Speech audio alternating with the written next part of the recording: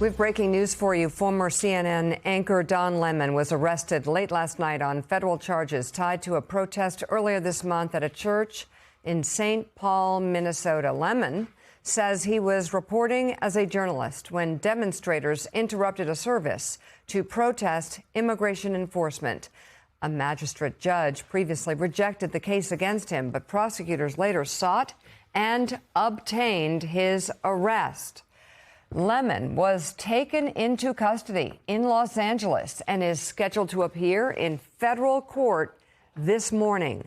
His lawyer, Abbe Lowell, calls the prosecution an unprecedented attack on the First Amendment. We have Lisa Rubin here, Molly John Fax joining us. But Jonathan Lemire, can we go through a little more what happened in St. Paul in the church, so then Lisa can break down these charges and how it all matches up? Yeah, we'll lean on her legal expertise in just a moment. But Don Lemon is now an independent journalist, no longer at CNN. He was in Minnesota covering the protests following the two shooting deaths there of Renee Good and then Alex Pretty.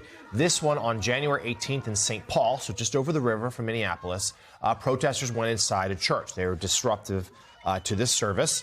We'll get to Lisa in a moment as to why that would be a charge here. But Don Lemon, to remind viewers, is, someone who Donald Trump has criticized repeatedly in the past. Lemon has been pretty tough on Trump. He has called him names. He frequently calls him a liar. Lemon is someone that Trump has gone after on Truth Social and the like for many years. He's always been an object of some ridicule in the MAGA movement.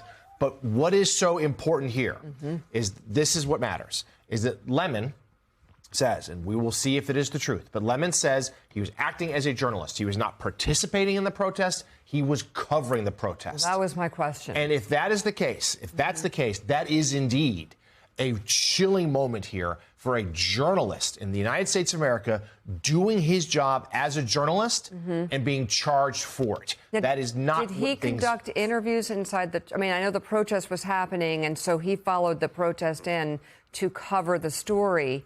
At any point, did he take part in... Yeah, we'll see if we have footage here, but he did. He interviewed some of the protesters. He interviewed some of the parishioners. He interviewed... I think he tried to talk to the minister at one point. Right.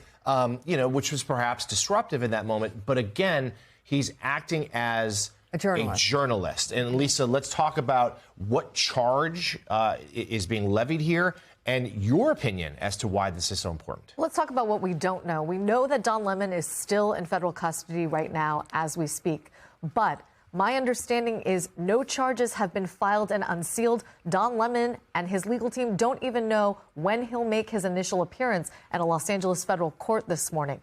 That having been said, Jonathan, based on the criminal complaint and affidavit that were filed when authorities tried to get initial charges against Don Lemon to stick, I can tell you that it appears that the federal government is pursuing charges under what's called the FACE Act. And the FACE Act is something that folks who follow the reproductive justice movement are very familiar with because it most commonly has been used to prosecute people who block access to reproductive health clinics, who sit there and physically block it. But the FACE Act also prohibits interfering by force with the right to religious worship. And this is an administration who has said they won't use the FACE Act to prosecute crimes of the first type, and they are going to start to use the FACE Act to prosecute crimes of the second. When you look at the affidavit that was filed in that criminal complaint, originally against 8 people, only 3 of them were eventually charged, there is lots of recitation about what Don Lemon allegedly did during that church protests, talking about him both interviewing people outside and sort of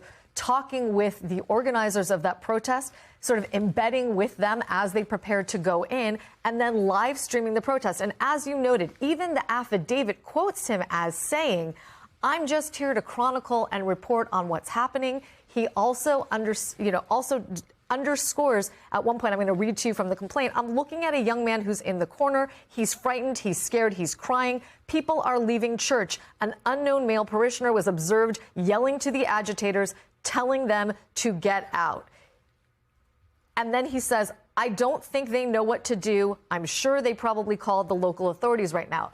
If I'm guessing, the authorities, the federal authorities, are relying on some of Don Lemon's own language to to suggest that the protesters themselves were putting the people in the church in fear of their safety, which is how they are criminalizing this protest. But how that means Don Lemon himself is criminally liable is something that I think you, and others are going to be struggling to understand in the coming days. Again, we have not seen the federal charges. They have not been unsealed in Minnesota, nor has any indication of his arrest been unsealed in Los Angeles. We await those right now, along with his legal team, Abbe Lowell, of course, saying this is a violent infringement of Don Lemon's First Amendment rights. And I think I remember watching some of the coverage of Don Lemon covering what was happening inside the church. And I think that he was talking about the children who were crying in the church, that there was a lot going on at the same time, and said, that's what happens in a protest or something. He said, I'm going to read from that, Mika, you're right. Get me to that? Yes. This is the beginning of what's going to happen here. Again, this is from Don Lemon's live stream the day of the protest inside the church. When you violate people's due process, when you pull people off the street and start dragging them and hurting them and not abiding by the Constitution, when you start doing all of that, people get upset and angry. And then the affidavit continues, name redacted, which people understand to be Don Lemon, goes on to suggest that according to the Constitution, again, this is the Department of Justice's words, there are no limitations to protesters on where and when they can exercise their constitutional rights. That's the whole point of it, is to disrupt, and that's what they're doing, and that's what I believe. So Don Lemon now being held, though, and they have no official charges at this point. No, and let's remember, this also comes just a few weeks after the FBI searched a Washington Post reporter's home. Yes. On a national security matter. Took computers. Took devices, took computers. And the Post was assured that the reporter herself was not a target of the investigation. It was one of her sources. But that was seen as a real crackdown on the freedom of the press, Lisa. And again, I keep coming back to this.